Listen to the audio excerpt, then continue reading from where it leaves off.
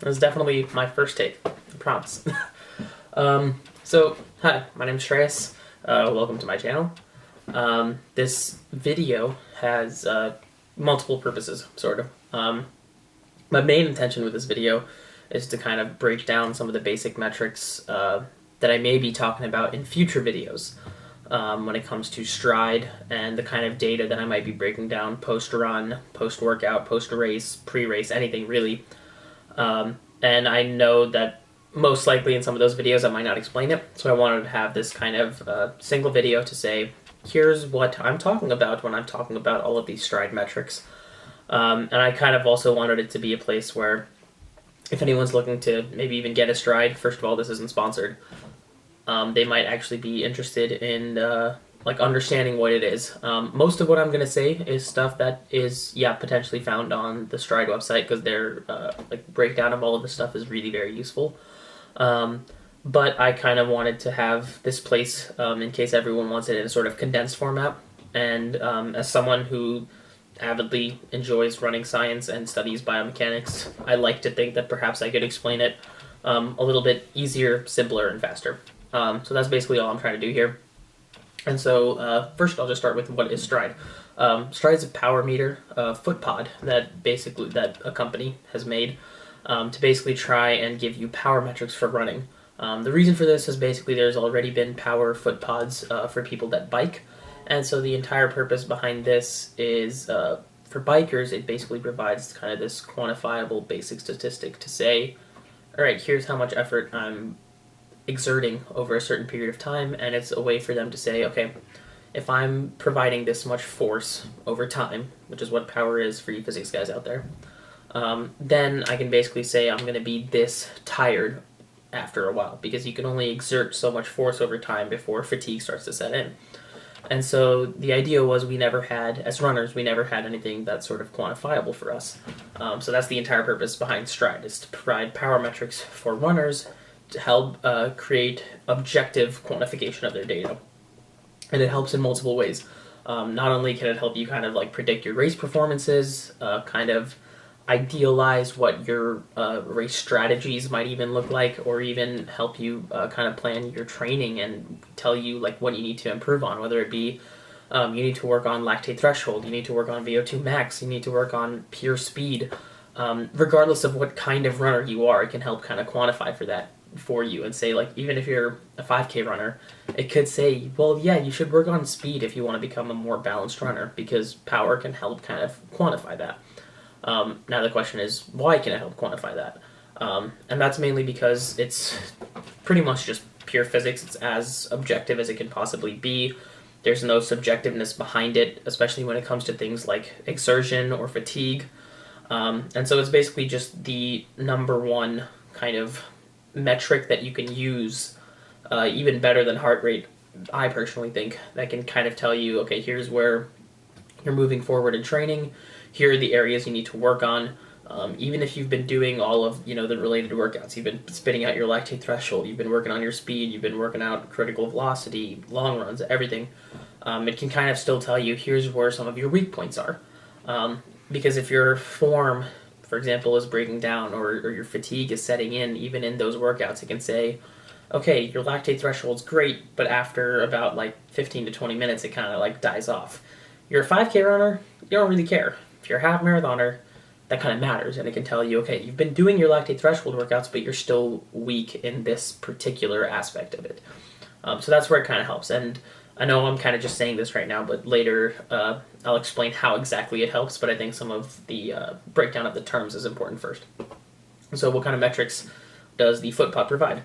Like any other foot pod, it's going to provide you cadence, so steps per minute, your stride length, and it does stride length basically off of the accelerometer, and even the internal GPS function, which is what this foot pod also has. So you can even actually just run with your phone, which is really convenient. If you just have your phone in your hand, you don't even need a GPS watch. You can just stick the Stryd on your foot, and it'll sync up, all ready to go, and it'll sync to Strava too for you. So it's all ready to go, perfect if you want to share on Strava or anything like that. So now, specifically the power metrics. As I mentioned earlier, power specifically is force over time. So all it's really saying is, okay, here's how much force your foot is putting into the ground over this period of time, whether it be a half an hour, whatever your race distance is, or even your training distance, because the idea is you're wearing this foot pod over the course of training, and that's how it's going to help predict your race performance.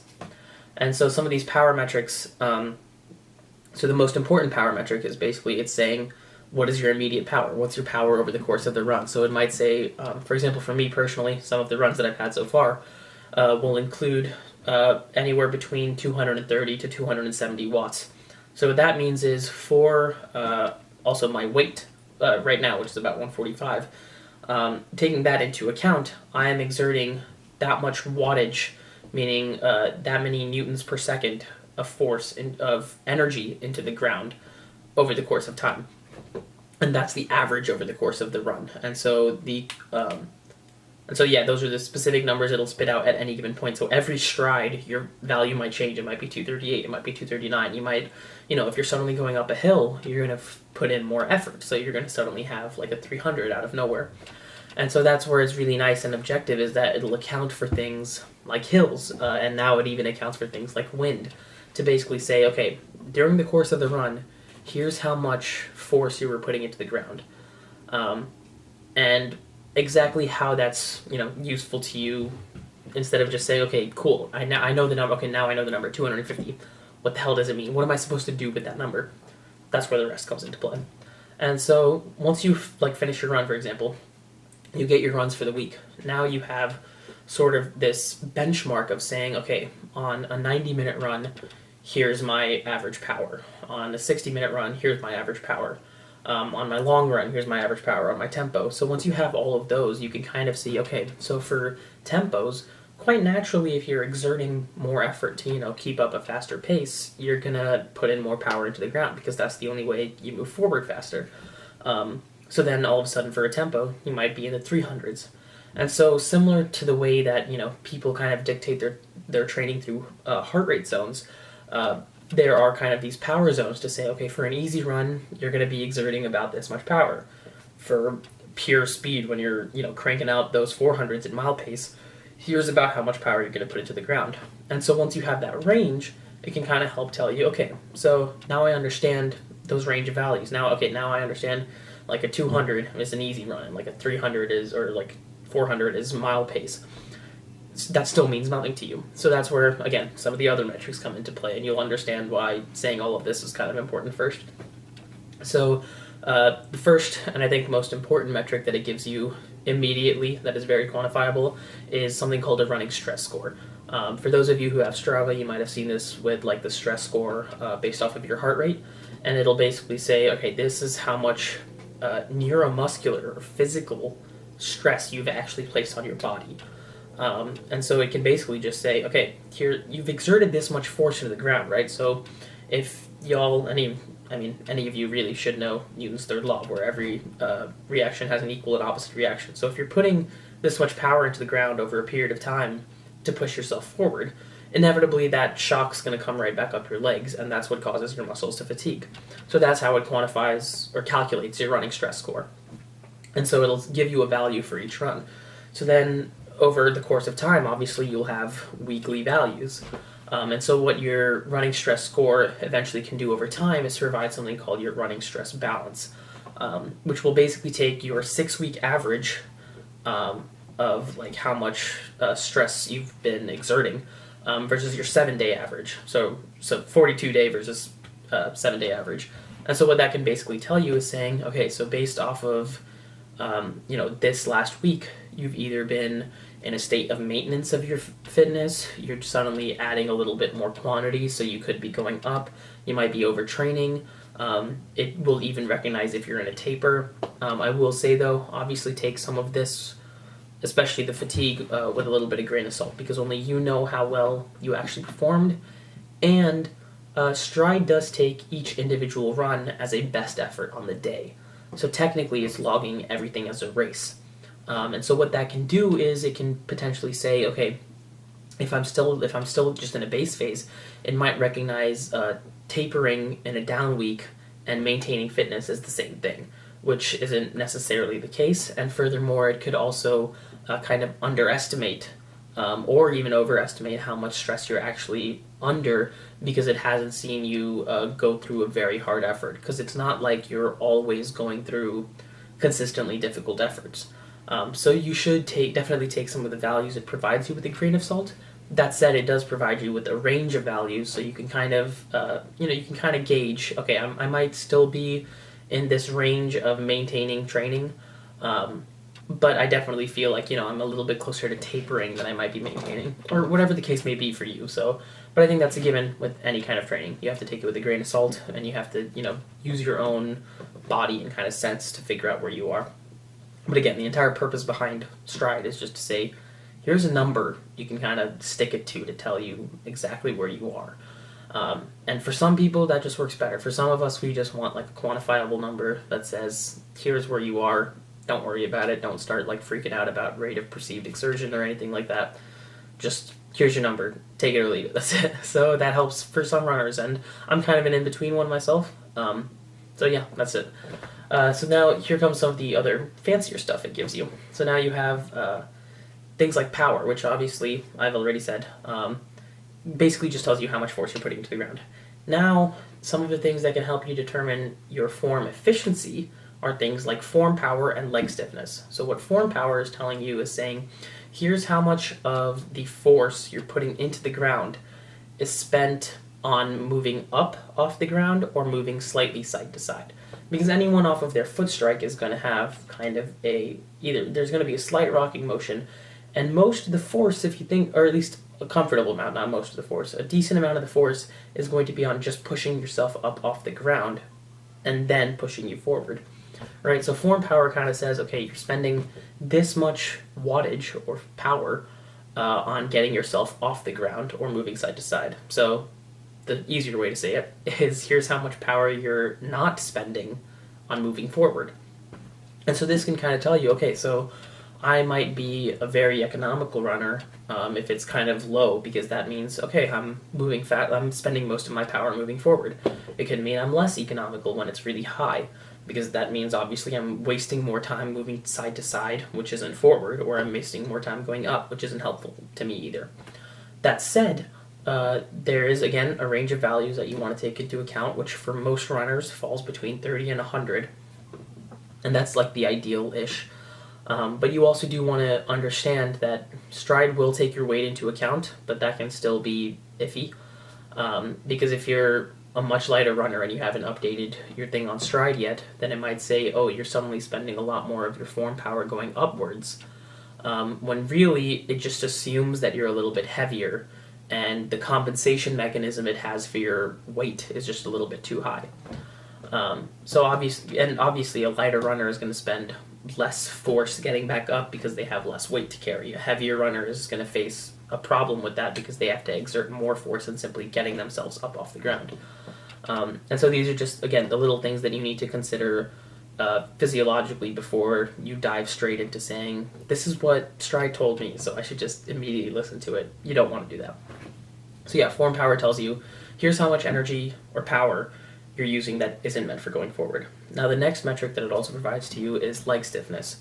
Now if you think of your leg as a spring, every single time when you land on the ground and toe off, you're kind of collecting energy here and then releasing it back out. So for my physics nerds, leg stiffness, the value they provide you is basically the spring constant. So that is to say roughly how stiff the spring is, or rather how much energy it can return to you.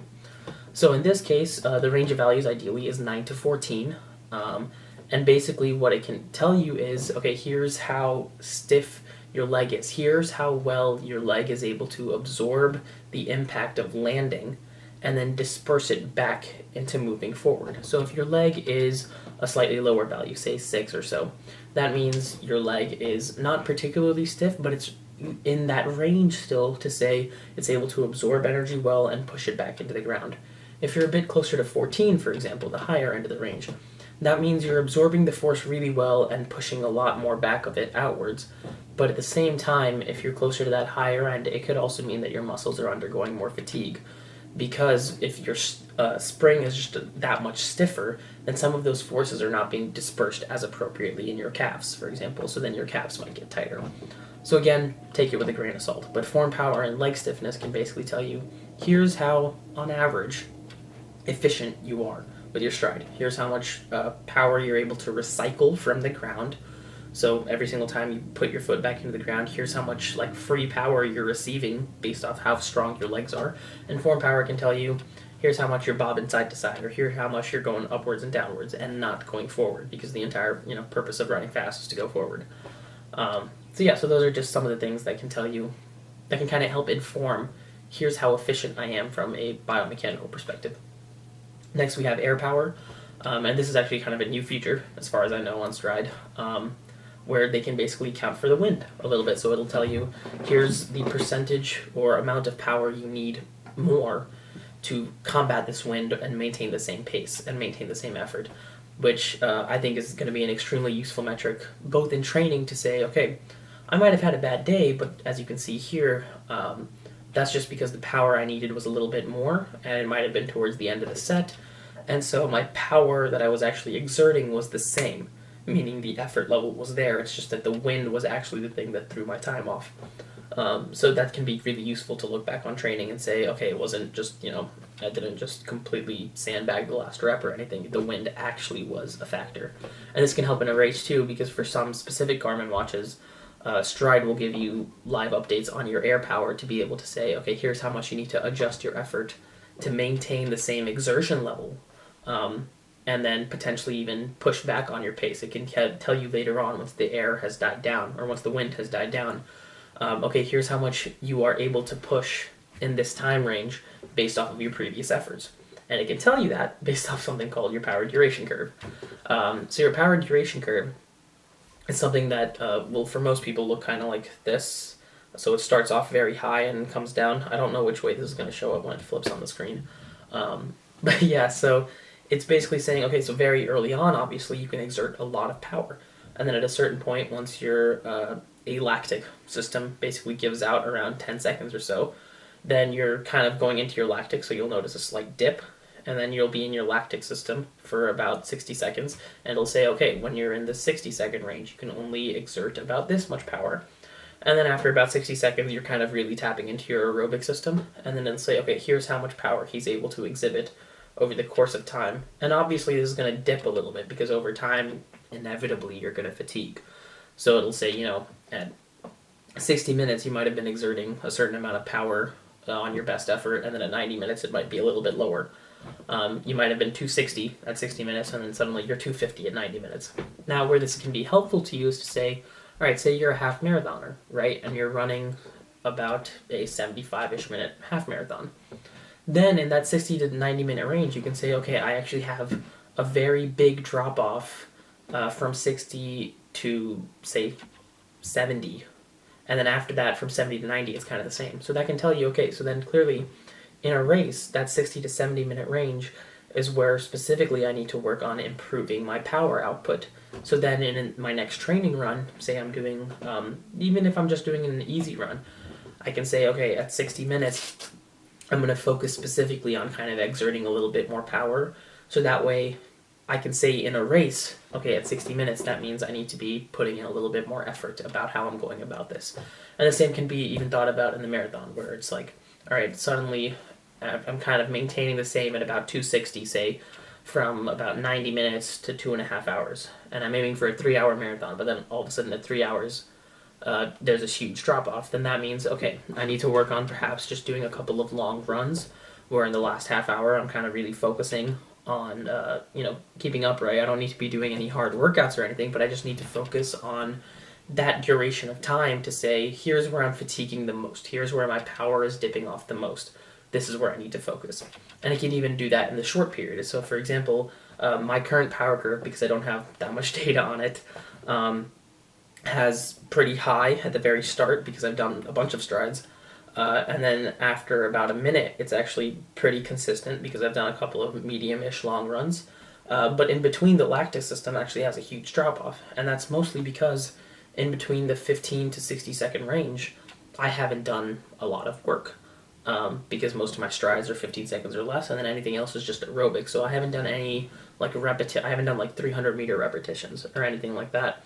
That can basically say, okay, during this period of time, he's able to produce a certain degree of power. And those are things that the power duration curve can kind of help spit you out.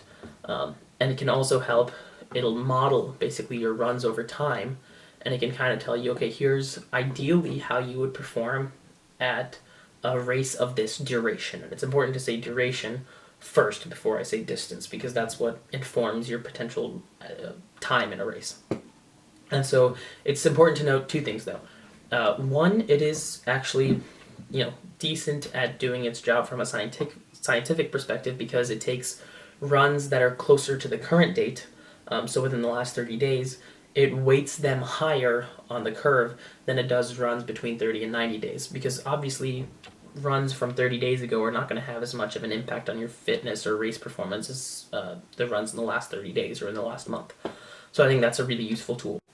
That said, again, as I said before, I'm repeating myself, but Stryd basically takes each one of your runs as an assumed max effort on that day. So because of that, your actual race fitness or performance could just be a little bit higher, because obviously you're not gunning it out every single day, unless you're whoever that annoying kid was in Once a Runner. But yeah, so hopefully that kind of made sense. I'm going to hopefully remember to put up some graphics on the sides of all of this. And yeah, hopefully this kind of 20 minutes saved you some time of browsing like the Stryd pages and stuff. But yeah, I just kind of want to put this out there, mainly to preempt my own future videos and my own future kind of analysis on this stuff, because I definitely would not explain it later. So last thing, this is probably the longest video on my channel easily, because I've been talking for like 20 minutes. I'm an Arctic brand ambassador. I believe this is how they do it in the makeup world. This is the Spiked Up Psyched Up bracelet.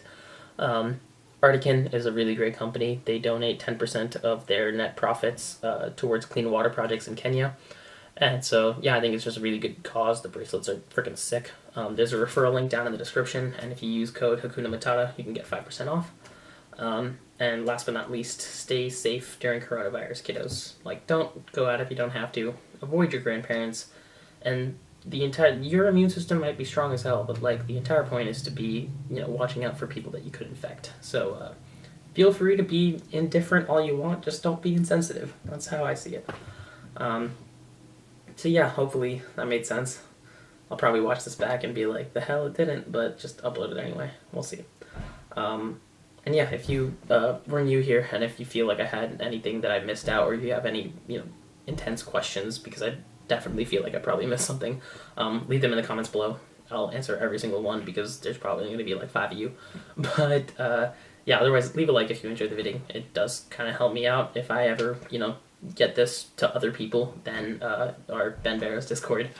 Yeah, it would just be really nice. And if you're new, say hi, subscribe, do whatever. I don't know. Peace.